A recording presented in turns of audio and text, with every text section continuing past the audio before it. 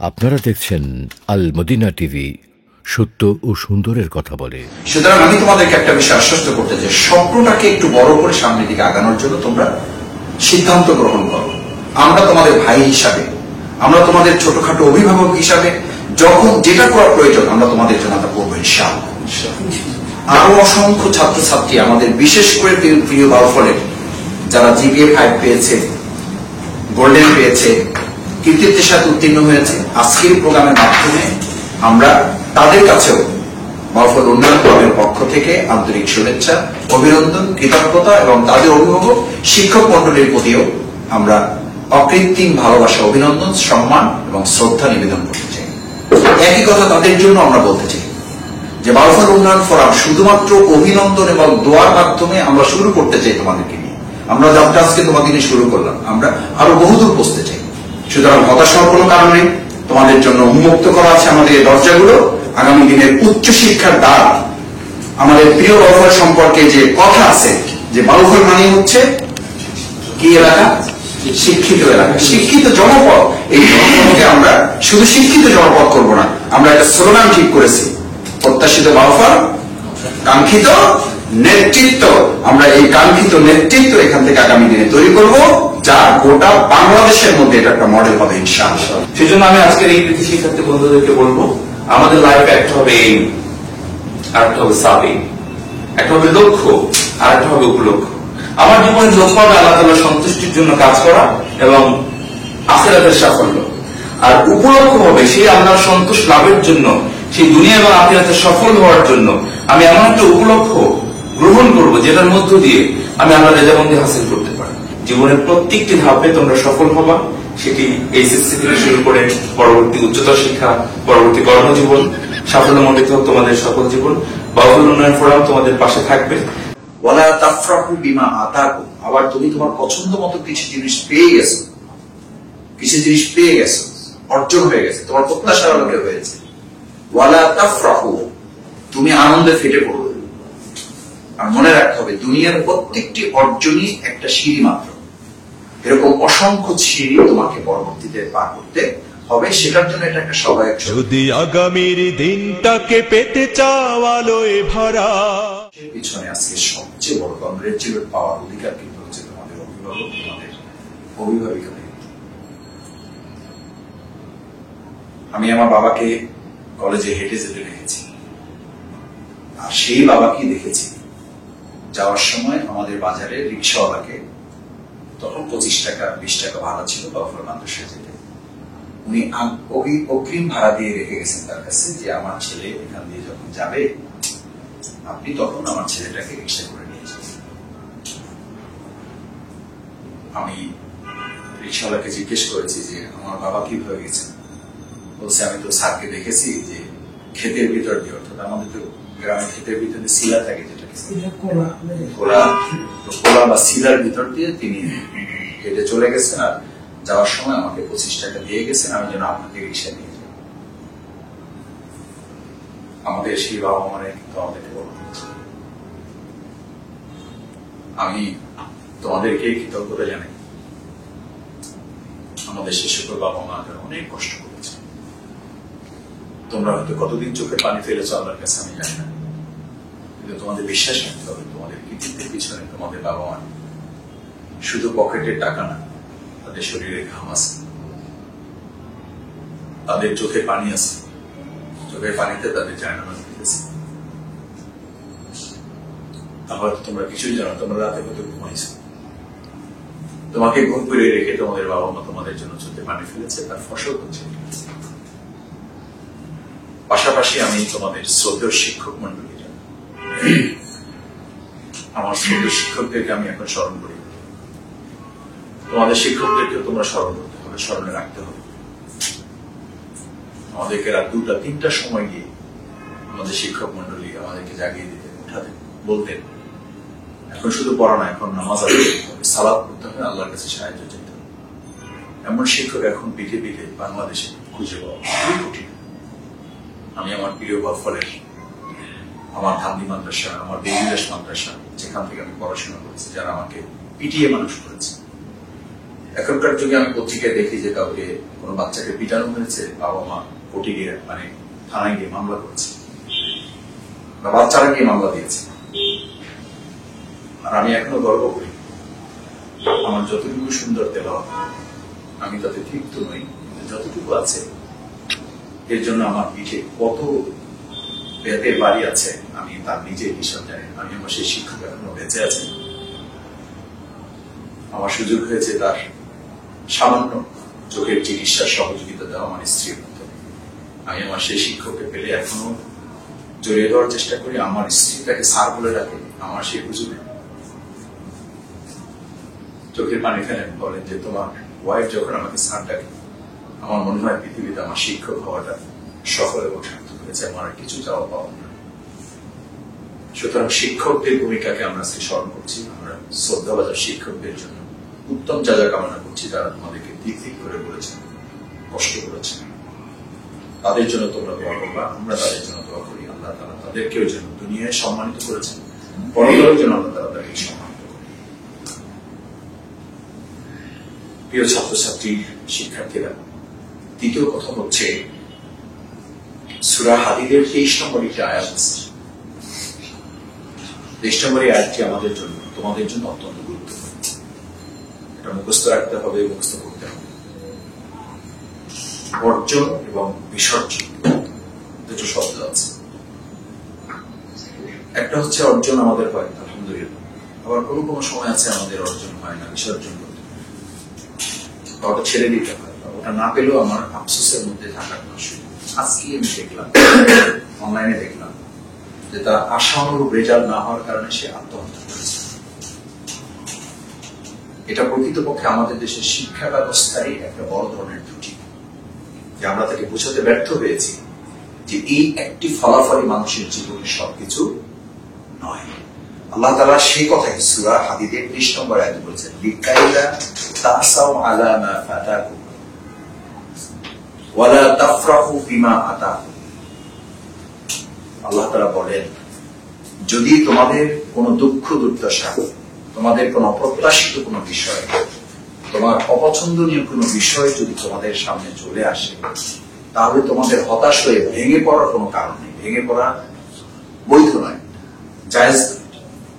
ওয়ালা তাফরাহু বিমা আতাকুম, আবার তুমি তোমার পছন্দ মতো কিছু জিনিস পেয়ে গেছো, অর্জন হয়ে গেছে, তোমার প্রত্যাশার আলোকে হয়েছে। ওয়ালা তাফরাহু, তুমি আনন্দে ফেটে পড়বে। আর মনে রাখতে হবে, দুনিয়ার প্রত্যেকটি অর্জনই একটা সিঁড়ি মাত্র। এরকম অসংখ্য সিঁড়ি তোমাকে পরবর্তীতে পার করতে হবে, সেটার জন্য এটা একটা সহায়ক শক্তি মাত্র। আমরা আশা করি তুমি তোমার বিজয়ের দ্বার প্রান্তে পৌঁছার জন্য একটা সিঁড়িতে পা রাখার সুযোগ আল্লাহ তোমাকে দিয়েছেন, আলহামদুলিল্লাহ।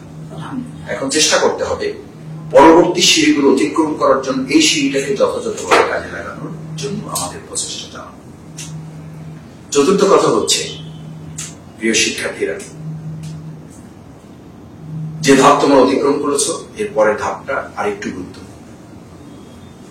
ইন্টারমিডিয়েট লেভেল বা এসএসসি লেভেল বা আলিম লেভেল, যেটা রেজাল্টের উপর ভিত্তি করে এই রেজাল্টটা কার্যকর করা যাবে।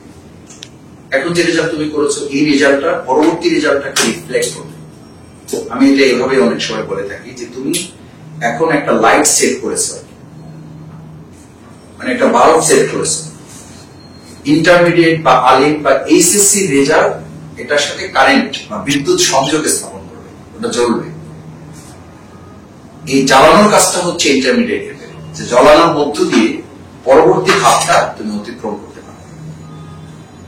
সেজন্য আমি আশা করব যে তোমরা এখানে যারা আছো, ইন্টারমিডিয়েট, এসএসসি বা আলিম যেটাই বলি, সেখানকার জগৎটা যেন তোমার আজকের এই আনন্দের মাধ্যমে ওটাকে কোনোভাবে স্থগিত করে না দেয়, থামিয়ে না দিতে পারে, তোমাকে যেন স্থগিত করে না দিতে পারে। আনন্দে আহ্লাদিত হয়ে যেন তুমি পরবর্তী ধাপটা যেন কোনোভাবে তোমার হাত ছাড়া না হয়েছে।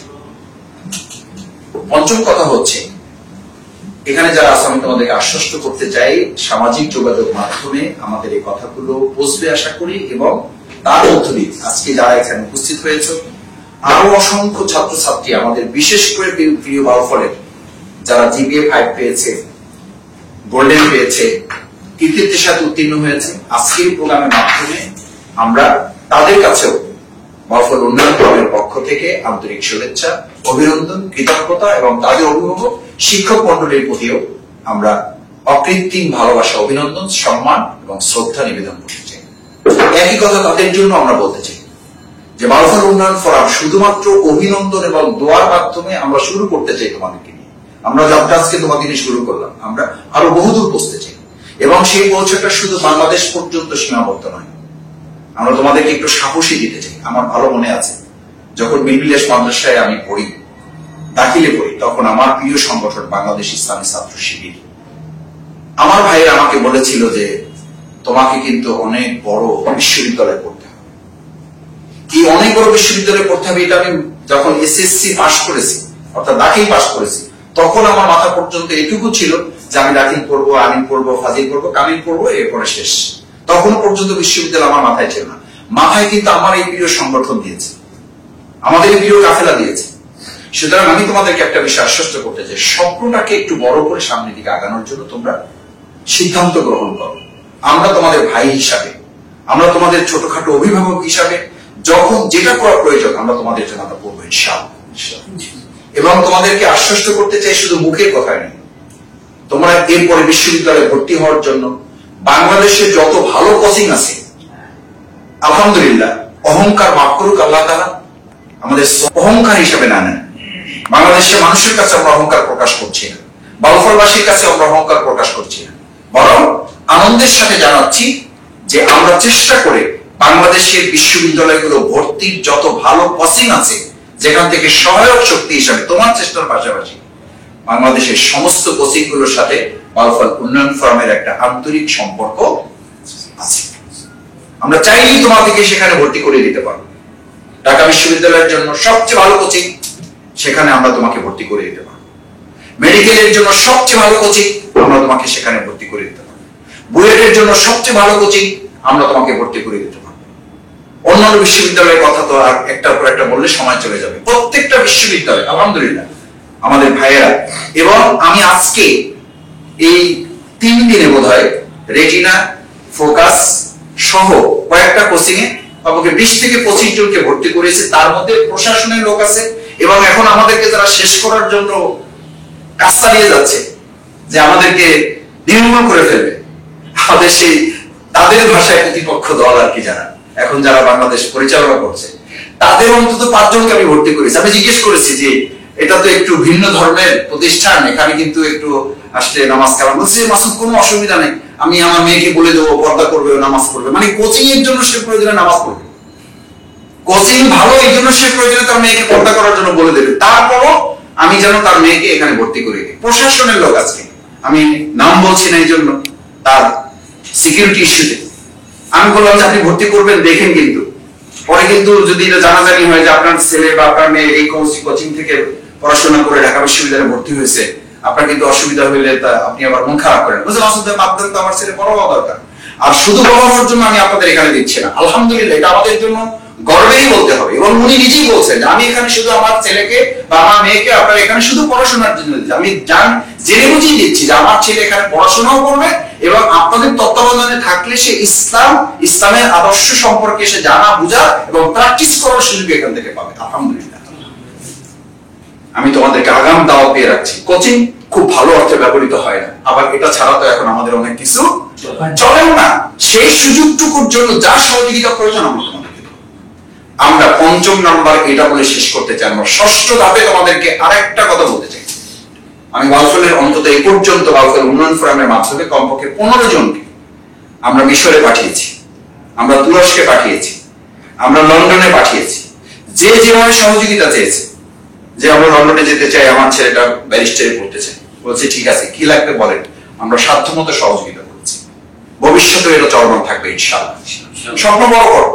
মিশরে আল-আজহার ইউনিভার্সিটিতে ভর্তি হতে চেয়েছে, আমাদের আলহামদুলিল্লাহ পরিচিত যেমন অনেক ভালো ভালো আলেম আছেন, তাদের ইয়ার দরকার হয়, তাজকিয়া দরকার হয়। আমি অন্তত 50 জনকে তাজকিয়ার ব্যবস্থা করে দিয়েছি। এটা আমি শফিকুল ইসলাম মাসুদ বলে কোনো অহংকারের জন্য বলছি না, এটা আমরা করবো। আমাদের নগরবাসীর প্রতি এটা আমাদের অঙ্গীকার, এটা আমাদের দায়বদ্ধতা, আমাদের সন্তানদের জন্য, আমাদের এই কলিজার টুকরা সন্তান তুল্য যারা, তাদের জন্য আমরা এটা করবো। তোমাদের সেই সাহস হিম্মতটা তৈরি করতে হবে, এইটার জন্য এই কথা বলা। এগুলো তো সবাই জানে, কিন্তু তোমরা এখন এই মানসিকতাটা লালন করবা। যে আমাকে অনেকে বলে যে আমার ছেলেটা, আমার মেয়েটা বা আমার ছেলেটা যেন আপনার মতো হয় মাসুদ। আমি বললাম, এত ছোট চিন্তা করেন। আমি একটু টার্গেট দিচ্ছি আমাদের প্রজন্ম, এই প্রজন্ম এখন আমাদের চেয়ে অনেক উপরে চলে যাবে, এবং সেই টার্গেটে আমরা কাজ করতেছি, এবং সেই জায়গায় আমরা তোমাদেরকে নিয়ে যাবো ইনশাআল্লাহ। শুধু তোমাদেরকে একটু কষ্ট করে এটাকে ধারণ করতে হবে। পারা যাবে তো ইনশাআল্লাহ? যদি পারা যায় আমরা তোমাদের সাথে থাকবো। আর সবশেষ আমি তোমাদেরকে অনুরোধ করতে চাই, যে ফলাফল তোমাদের অর্জিত হয়েছে, এটা হচ্ছে একটা ফল, যে ফলটা তোমাকে চূড়ান্ত ফল অর্জনের জন্য অনুপ্রাণিত করে, উৎসাহিত করে। সেই ফলটা কি? ফাকাদ ফাযা ফাওজান আসীমা। ইমাম শাফিঈ রাহমাতুল্লাহ একটা কথা আমি প্রায় বলি, তার সন্তান তাকে জিজ্ঞেস করেছিল যে বাবা, আমাদের চূড়ান্ত সফলতা কখন, এই কষ্টের জগৎ কখন শেষ হবে? তখন তিনি আয়াত তেলাওয়াত করেছিলেন, হাত্তা যুরতুমুল মাকাবির। যখন দুনিয়ার এই সমস্ত কিছু শেষ করে আমরা কবরে যাব, তার ব্যাখ্যায় তিনি বলেছিলেন কবরই শেষ কথা নয়, সমস্ত হিসাব নিকাশ শেষ করে একজন মানুষ, একজন বান্দা বান্দি যখন মূলত তার হিসাব নিকাশ শেষ করে জান্নাতে পা রাখবে, তখনই হবে তার মূলত চূড়ান্ত সফলতা। কেন এই কথাটুকু বলে শেষ করে দিই, আমি মাঝে মধ্যে, ধরো আমরা তো কিছুই হই নাই, তারপর ইউনিভার্সিটি টিচার হিসাবে আমাদের একটা পরিচয় আছে। আমি 3টা ইউনিভার্সিটি ক্লাস নেওয়ার সুযোগ হয়েছে। ইউনিভার্সিটি ক্লাস নেওয়ার পরে যখন হসপিটালে যেতাম, কোন মানে আমার বাউফলের কোন রোগী দেখানোর জন্য, তো লাইন দিয়ে থাকতে হইতো, সুপারিশ নিতে হইতো। তখন মনে হইতো যে ঘোড়ার ডিম কি করলাম, ডাক্তার হইলে বোধহয় ভালো হইতো। এরপর হয়ে গেলাম আসামি। আসামি হওয়ার পর যখন কোর্টে গেলাম, কোর্টে যাওয়ার পর মনে হইলো ঘোড়ার ডিম কি করলাম জীবনে। যদি সামান্য যে বটতলার উকিল বলে তাও যদি হইতাম, তাহলে অন্তত আমার এখন একটা সাপোর্ট পাওয়া যায়। আমার ডানে বামে তো আলহামদুলিল্লাহ 2জন বড় আইনজীবী, একজন সুপ্রিম কোর্টের লয়ার, আমার বাপফলের কৃতি সন্তান। আমি সত্যি আমি খুব গর্ব করে বলি। আর মুজাহিদকে তো আমি বলি যে আমার বাপফল আমার আর যাওয়া লাগবে না, আমার বাপফল যাওয়া শেষ, আমার দায়িত্ব শেষ, আমার কাজও শেষ। এখন তোমরা বাপফল দেখবা। আল্লাহ শুকরিয়া যে আমরা সেই সমস্ত ভাইদের পেয়েছি, এবং তাদেরকে দিয়ে আমরা ভবিষ্যৎ প্রজন্ম তৈরি করবো ইনশাআল্লাহ। আমাদের সভা ভাই আছেন, আমাদের সিদ্দিক ভাই, আলহামদুলিল্লাহ যখন যেটা প্রয়োজন হয়, এই যে চাইলেই আমি পাচ্ছি। আমি একটা কথা সবসময়, আমার কিছু নেই কিন্তু আমরা চাইলেই পাচ্ছি, এরকম কিছু লোক আল্লাহ আমাদেরকে দান করেছে। এর চেয়ে বেশি কিছু একটা মানুষের জীবনে আর প্রয়োজন আছে বলে আমি মনে করি না। অনেক বড় সফলতা আমাদের। সুতরাং সেই বাউফলের সন্তান তোমরা ছোটখাটো আশা নিয়ে থাকবা না। যে কথাটা শেষ করতে চেয়েছিলাম, যে ধরো তুমি ডাক্তার হয়েছে, হসপিটালে গেলে মনে হবে, এই মানে কোর্টে গেলে মনে হবে আসলে আমার ব্যারিস্টার হলে ভালো হতো, আবার হসপিটালে গেলে মনে হবে আমার আসলে ডাক্তার হলেই বোধহয় জীবনটা সফল হইতো। আবার একটা বিল্ডিং করবা, তখন যখন ইঞ্জিনিয়ারের পিছনে ঘুরবা, তখন মনে হবে যে কি যে করলাম, অন্তত মানে ডিপ্লোমাটাও যদি করা থাকতো, তাও এখন আমার এত টাকা খরচ করা লাগতো। আমার এই লোকটা এই যে ধান্দাবাজি করতেছে, এই যে 2 নম্বরই করতেছে, এইটার মধ্যে আমার করতে হতো। বাস্তবিক পক্ষে একজন মানুষের পক্ষে কি সম্ভব, যত যোগ্যতায় থাকবো, সে একই সাথে ডাক্তার হবে, একই সাথে ইঞ্জিনিয়ার হবে, একই সাথে সে আইনজীবী হবে, একই সাথে সাংবাদিক হবে, একই সাথে সাহিত্যিক হবে? এটি কি কেউ হয়েছে বা কার পক্ষে এটা সম্ভব? সম্ভব না। তাহলে পূর্ণাঙ্গ এবং আসল মানুষকে হবে যে জান্নাত উপযোগী হিসেবে নিজেকে তৈরি করতে পারবে। আমি আমার কথা দিয়ে বলছি, আল্লাহ মাফ করুন, তুমি যদি জান্নাত উপযোগী মানুষ হতে পারো, তাহলে তোমার কাছে ওরকম একটা সৎ ডাক্তার সন্ধান পাও, আল্লাহ করে দেবে, যাকে দিয়ে তুমি তোমার সমস্যার সমাধান করে ফেলতে পারবা। তুমি যদি জান্নাত উপযোগী হিসেবে নিজেকে ওই রাস্তার প্রতীক বানাও, তাহলে আল্লাহ তাআলা তোমাকে ওরকম একজন জান্নাত উপযোগী ইঞ্জিনিয়ারের সাথে তোমাকে সমন্বয় করে দেবেন। তোমাকে আল্লাহ তাআলা দুনিয়াতে আটকাবে না। আর যদি তুমি শুধু ডাক্তার হও, তাহলে তুমি ওইরকম আইনজীবী যখন কোনো থেকে যাবা, ওখানে গিয়ে মনে হবে আরে আমার জীবনটা ব্যর্থ হয়ে গেল। আবার তুমি যখন আইনজীবী মনে যাবা, তখন চিকিৎসা ক্ষেত্রে গিয়ে মনে হবে তোমার জীবনটা ব্যর্থ হয়ে গেল। এরকম পদে পদে তোমার ব্যর্থতার গ্লানি তোমাকে আটকে ফেলবে। সেই জায়গা মূল সূত্রটা হচ্ছে, যত সূত্রই আবিষ্কার করো, মূল সূত্রটা হচ্ছে ফাদখুলি ফি ইবাদি ওয়াদখুলি জান্নাতি। কে জিপিএ 5 পেয়েছে, কে পাও নাই, আল্লাহ তাআলা নিষেধ করেছেন এটা, যে আত্মহত্যা করার তো চিন্তা মানে এটা তো হারাম করে দেওয়া হয়েছে, বরং হতাশাও হারাম। আমাকে আজকে মুজাহিদ বলতেছিল যে ভাইয়া, যারা এই ক্লাস পায় নাই তাদের কি কি ডাকবা? বললাম তাদেরকে ডাকবা আগে, এবং তাদেরকে সংবর্ধনাটা প্রথম দেবো আমরা। এবং আমি এই সুবাদে এটা বলতে মাঝখানে ভুলে গেছি যে বাউফলের অন্তত যারা A+ পাওয়ার কথা ছিল, GPA 5 পাওয়ার কথা ছিল, গোল্ডেন পাওয়ার কথা ছিল, তোমরা কোনো কারণে পাও নাই। আমি তোমাদেরকে আন্তরিকভাবে অন্তঃস্থল থেকে GPA 5 পাওয়া ওরাদের চেয়েও তোমাদের প্রতি আলাদা কৃতজ্ঞতা জানাচ্ছি, ধন্যবাদ জানাচ্ছি, অভিনন্দন জানাচ্ছি যে তোমার মধ্যে এরা আনন্দ হজম করতেছে আর তুমি কষ্ট হজম করার একটা শক্তি, কষ্ট হজম করার শক্তি যে অর্জন করতে পারে দুনিয়ার কোনো কাজ তার কাছে অসাধ্য থাকে না। সুতরাং তুমি বরং আমাদের মধ্যে সবচেয়ে গুণী রে, তুমি বরং আমাদের মধ্যে সবচেয়ে গুণী সন্তান, তুমি আমাদের মধ্যে সবচেয়ে গুণী ছোট ভাই কিংবা ছোট বোন। সুতরাং তোমাকে আলাদা করে কংগ্রেচুলেশন। সুতরাং হতাশ হওয়ার কোনো কারণ নেই, তোমাদের জন্য উন্মুক্ত করা আছে আমাদের এই দরজাগুলো। আগামী দিনের উচ্চ শিক্ষার দ্বার, আমাদের প্রিয় বাউফল সম্পর্কে যে কথা আছে যে বাউফল মানে হচ্ছে কি এলাকা, শিক্ষিত এলাকা, শিক্ষিত জনপদ। এই জনপদকে আমরা শুধু শিক্ষিত জনপদ করবো না, আমরা একটা স্লোগান ঠিক করেছি, প্রত্যাশিত বাউফল, কাঙ্ক্ষিত নেতৃত্ব।